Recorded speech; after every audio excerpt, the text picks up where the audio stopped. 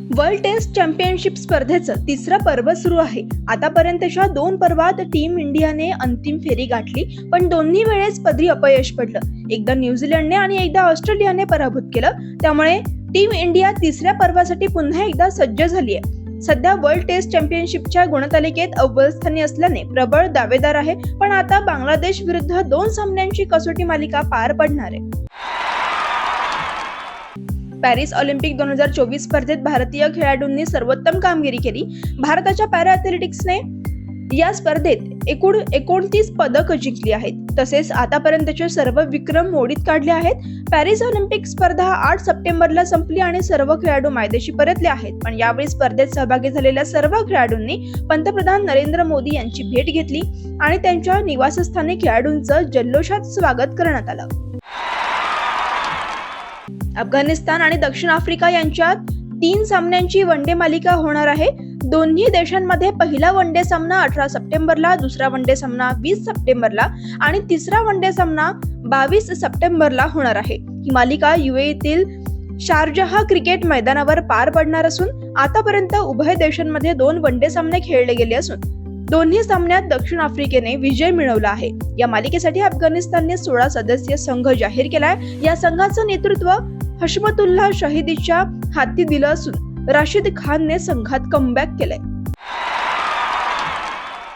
Duleep trophy 2024 स्पर्धेच्या दुसऱ्या टप्प्यात इंडिया सी आणि इंडिया बी या संघात सामना सुरू आहे. इंडिया बी संघाने नाणेफेकीचा कौल जिंकला आणि प्रथम फलंदाजी करण्याचा निर्णय घेतला.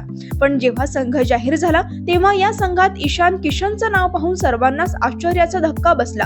त्यामुळे त्याची अचानक झालेली एंट्री आश्चर्याचा धक्का देणारी ठरली. संघाची धावसंख्या 96 असताना रजत पाटीदार 40 धावा करून तंबूत परतला. त्यानंतर ईशान किशन मैदानात उतरला आणि त्याने आपल्या फलंदाजीची जादू दाखवली.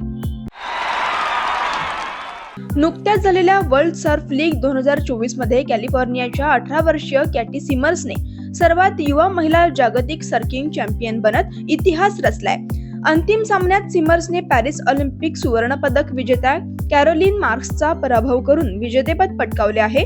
या विजयाने सिमर्ससाठी केवळ वैयक्तिक विक्रम केला नसून कॅलिफोर्नियाची सर्किंग मधील महिला विश्व विजेतेपदाची 40 वर्षांची प्रतीक्षाही संपवली आहे.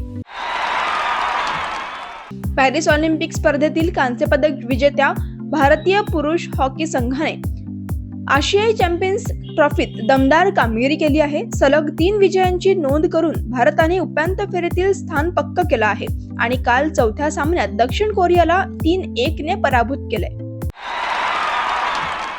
अफगाणिस्तान आणि न्यूझीलंड यांच्यातील एकमेव कसोटी सामन्याबाबत मोठी बातमी समोर आली आहे. वास्तविक ग्रेटर नोएडामधील एकमेव कसोटी सामन्याचे सुरू असलेले नाट्य आता संपले आहे.